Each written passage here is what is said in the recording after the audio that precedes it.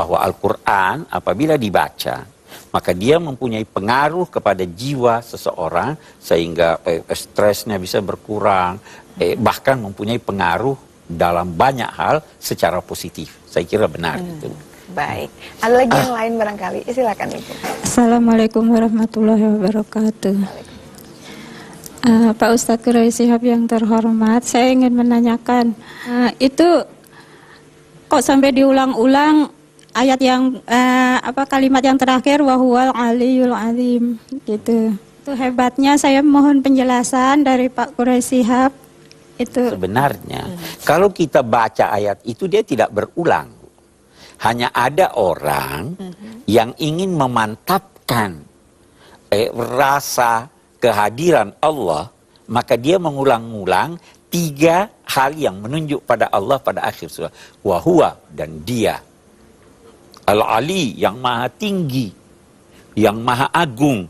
Itu dia ulang-ulang karena apa? Di situ ada penekanan tentang keagungan, kebesaran Allah Subhanahu wa taala.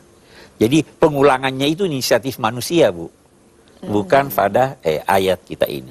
Orang bisa saja tidak mengulang-ulanginya membacanya. Ya, dan kan? Nabi tidak pernah kemudian memberi contoh seperti itu.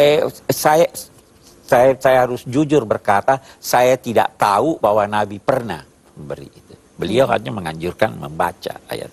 Oke, baik ya. Ada lagi yang lain barangkali? Silakan Ibu. Assalamualaikum warahmatullahi wabarakatuh. Bapak Quraish yang saya hormati, mungkin pertanyaan saya hampir sama dengan Mas panelis tadi, yaitu masalah beliau mengatakan yang beberapa ratus bisa menjadi sakti. Kalau saya diantaranya di masyarakat memang macam-macam ya.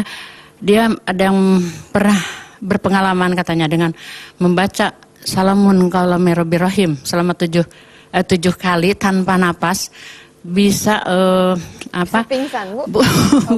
bukan pingsan. Jadi segala apa yang diinginkan akan terkabul. Saya bilang wallahu alam, nanti saya akan tanyakan kepada Bapak Ustaz. Itu saya siap baca 1000 kali Salamun qaulami Rabbir Rahim. Nah, itu enggak benar, Bu. Saya tegas berkata itu tidak benar. Ya, 7 kali baca udah ini, waduh.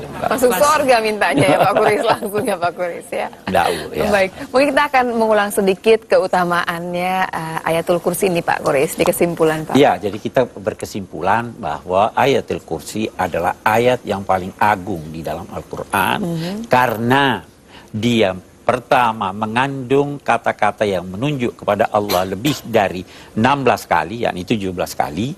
Dia menggambarkan betapa kuasa dan agungnya Allah Subhanahu wa taala. Dan karena Ayatul Kursi ini dijadikan sebagai ayat yang dapat dibaca untuk memelihara seseorang dari gangguan. Mengapa dia terpelihara? Karena dia bisa menghayati kandungan ayat ini sehingga merasakan kehadiran Allah selalu bersamanya.